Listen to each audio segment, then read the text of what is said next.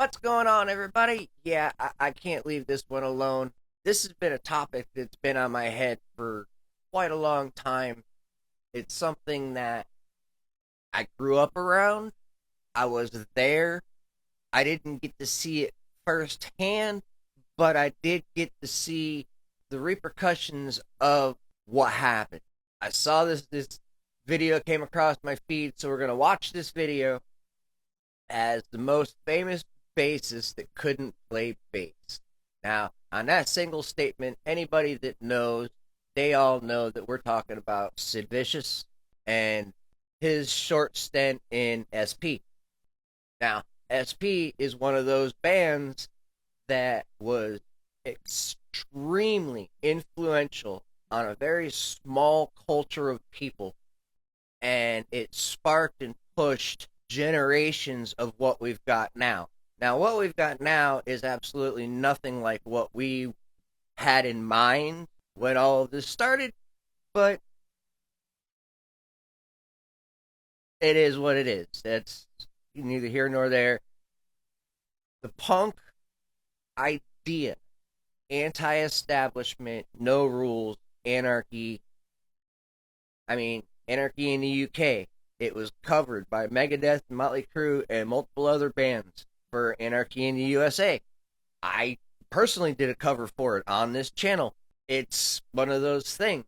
I personally modeled my life after this mentality and genre of music. Punk spawned the underground, the hardcore movement. It gave those that had hard lives and rough lives an out. They could pick up an instrument and they can just beat on this thing with a bunch of buddies, and they could have a band, and they could push their little tape recorders and record it, and then they would record the cassette tapes onto a bunch of other cassette tapes and sell them to their friends at school. This was the underground punk movement. This was something that was going on. I don't know if they're doing it anymore. The way music is anymore, you can't really do it that way. But back in the day, we would take our little cassette tape recorders and put it in the middle of the band room, and we would jump around with our poorly tuned garbage instruments, and we would make tapes. And it was a whole movement. The skaters, the surfers, snowboarding was just starting to come out to be what it is now. Skateboarding, we came up with the double kicks. We had the fish shaped boards that were called half pipe boards back then. It was a totally different world, but the anti-establishment and the anti-rules and the no rules was there. Nowadays, people are picking sides. Back then, punk was the side. There was no sides. We didn't agree with either side. We had this run. That's where we ran. We didn't support either side. Green Day chose a side. I revoked their punk card. It's no. You don't do that. That is not punk. That is not anti-establishment. That is not no rules. Let's see what Davey did. I know we're going to get copyrighted. Make sure you hit that subscribe button. Yeah, I've got a different kind of mindset. I come from a different time, and I come from a different place. My background is not what yours was. Your background is not what mine was. But I have a big case of been there, done that when it comes to the punk and metal era, because I was there. I was in the bands. I did the stuff. I have the cassette tapes. I've recorded them. I've put them on my channel. I've got old demo from my old band Dreams Enemy. That's on the channel way back when. There's stuff that I did back in the day. I've got cassette tapes that I recorded. I put up on YouTube. YouTube kind of said no, so I took them back down. Really thinking about bringing some of these up again. Let me know if you want to hear some of these old cassette tape hardcore songs. They're not great, but it's the attitude, it's the mentality, it's not the talent in this small bubble. That's what we're talking about here. It's a small bubble. It's not the metal world where you need to keep time, you need to be skilled, You need to have talents and abilities. This is the punk, anything goes. We're making noise. We're making songs. We're getting our aggravations and frustrations out.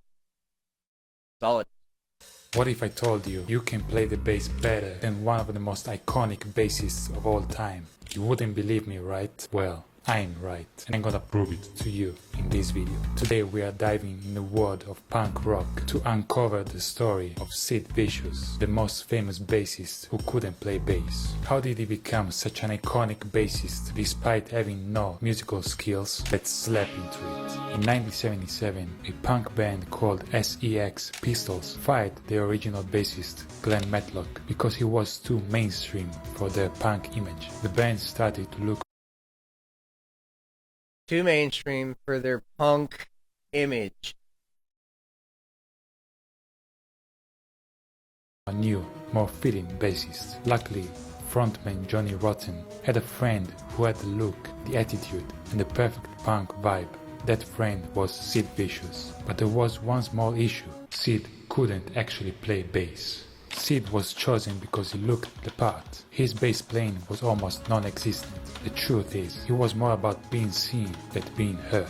In a band famous for its raw, unpolished sound, Sid's lack of musical skill was both a joke and a scandal. During live shows, his bass was often turned down or even completely turned off. And that was no secret. Everybody knew it. It was about the look.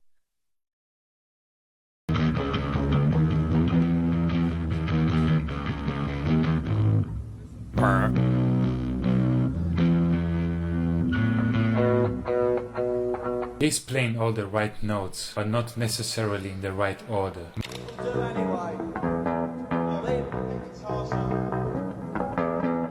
As word spread about Sid's inability to play, drama erupted. Fans questioned how someone with no real talent could be the bassist for one of the most famous punk bands. Was Sid just a puppet, a marketing tool to sell the punk image? Yep. The fact that Sid Vicious couldn't play bass was both an open secret and a running joke. It challenged the authenticity of Sixx Pistols. Were they really about the music, or was it all just a spectacle? Many fans felt betrayed by a band that claimed to reject mainstream superficiality. What about Gin and Torture or Guar? They're not great musicians. They're good musicians, but it's about the show. It's not all about the music. It's the image, the shock value, the show. They're showmen. It's entertainment. It's entertainment.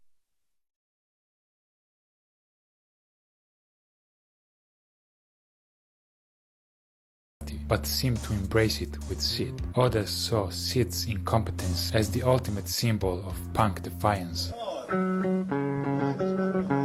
Inside the music studio, the truth was unavoidable. Sid's attempts to record bass parts were often so bad they were unusable, to the point where Steve Jones, the band's guitarist, stepped in to record nearly all the bass tracks on their studio album. Never.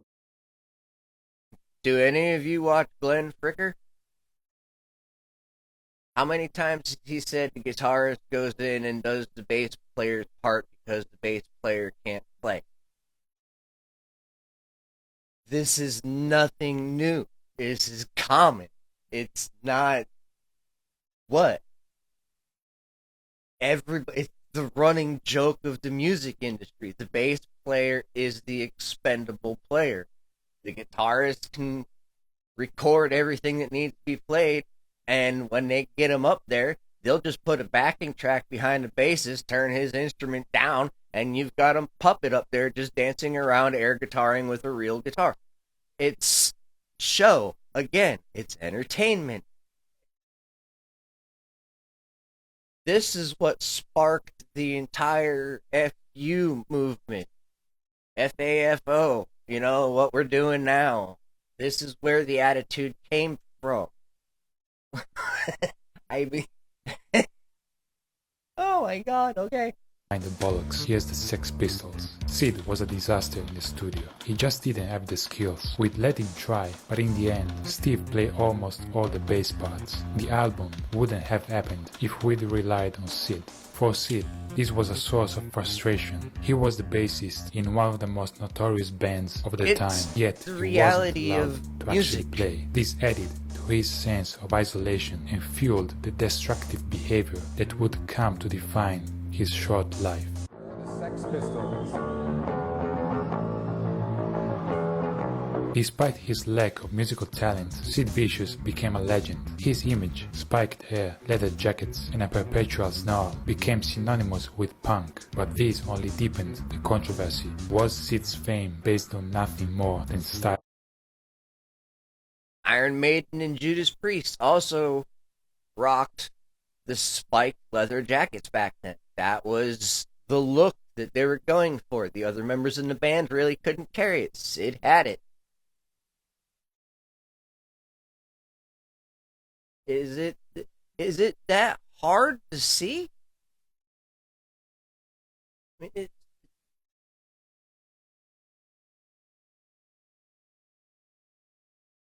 of a substance, and what did this say about the punk movement itself? Sid represented the raw energy of punk, unfiltered, unrefined, and unskilled. In a way, he was the perfect icon for a style that prided itself on breaking all the rules. But it also raised uncomfortable questions about whether punk was more about attitude than actual music. it was.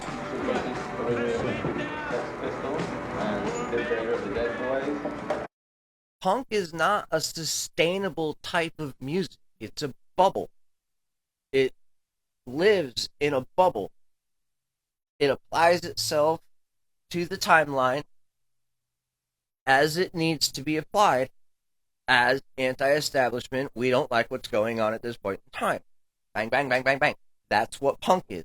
It's a little bubble that goes along. It is not something that is sustainable that you can drag out over time. As the Sixx Pistols gained notoriety, Sid's life began to spiral out of control. His relationship with Nancy Spungen became infamous and fueled his descent into addiction. Made a movie about it. Sid and Nancy were like a car crash in slow motion. They were inseparable, but their relationship was toxic, pushing Sid deeper into drug addiction and self-destruction. Jackie and Diane. The Sixx Pistols' chaotic US tour in 1978 marked the beginning of the end. Sid was often stumbling on stage, barely able to play, but for the audience, his presence was more about the spectacle than the music.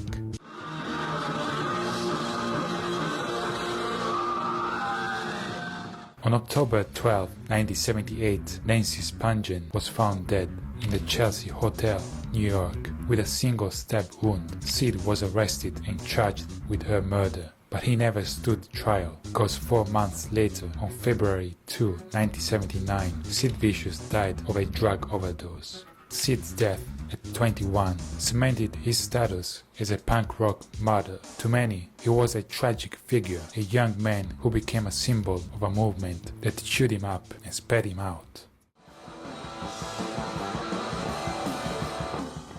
That's an understatement. That is a big understatement.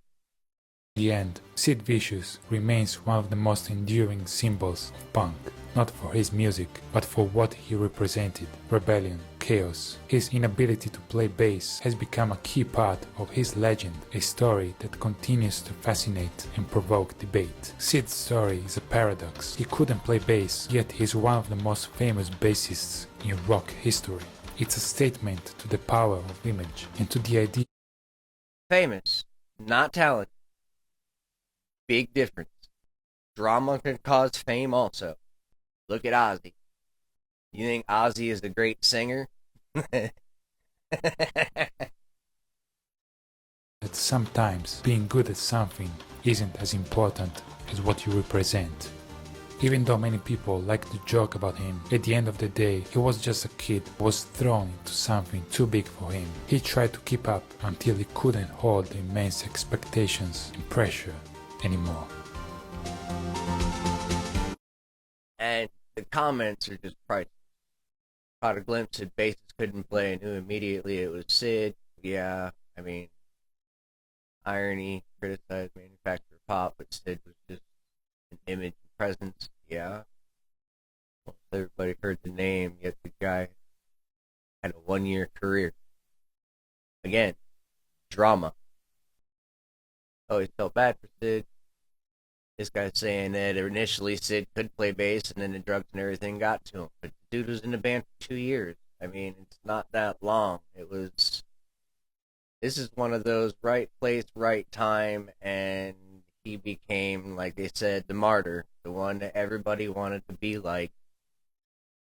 Apparently he was the drummer in another band beforehand. Somebody said, oh yeah, you forgot to mention the fact that your idol is a murderer. Oh yeah, he tortured and killed women. How many people are super famous at this point in time and they did the same thing? Everybody's heard of Dahmer. Everybody's heard of, fame does not always come with a good price tag. Just because you're famous doesn't mean that you've got good things attached to you. Jack the Ripper? Famous? Yeah, everybody knows who he is. Good? No. I mean, yeah. It was all about the attitude. And anymore, this punk attitude that we had at that point in time, late 70s to mid 90s. Mid 90s, yeah, I would cut it off mid 90s. So, late 70s to the mid 90s was its own little bubble.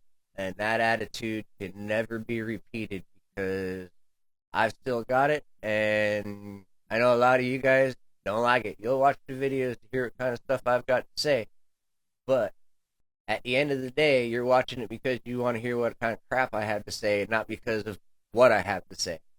See, I don't see what I have to say as crap. It's from my personal opinion, my personal view, and how I was raised. I was raised off a lake in Connecticut during an era that spawned heavy metal, punk, underground music, bad attitudes, cool looking hair, strange makeup, and an anarchist F you kind of attitude. Some of us still hold it, others do not. If you're still here, I really appreciate you hanging out with me. I'll see you in the next one. Let me know down in the comments what you thought of this video. Where are you on the spectrum of punk? Are you no? Are you yes? Are you riding down the middle? Let me know. I'll talk to you later. Have a great day, guys.